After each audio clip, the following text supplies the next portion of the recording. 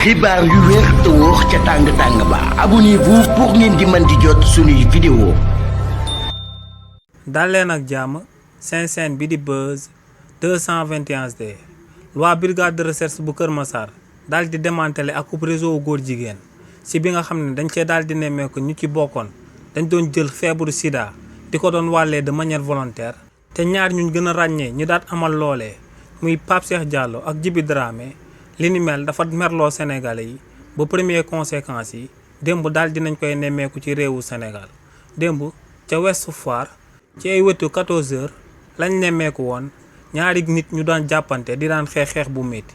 si li ni mel nag ginnaaw ba nit ñi ñëwee ngir daal di àtte xeex boobee dañaa daal di nemmeeku que ne si ñaari nit ñi nga xam ne ñoom ñoo doon jàppante kenn ki dafa daal di takk ay bin ci ndigam bi te kookee góor la.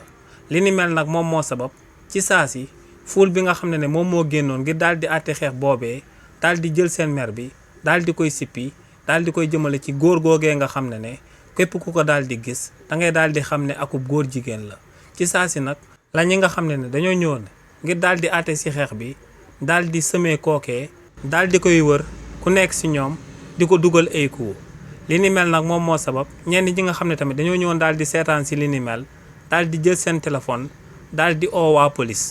ginnaaw bañ oowee waa police nag seen intervention bu gaaw moom moo mujjee daal di sauver góor jigéen boobee nga xam ne avant waa police di daan ñëw waa foule bi dooroon nañ ko ay dóor yu métti. te li ni mel lu muy daal di tekki rek moom mooy que ne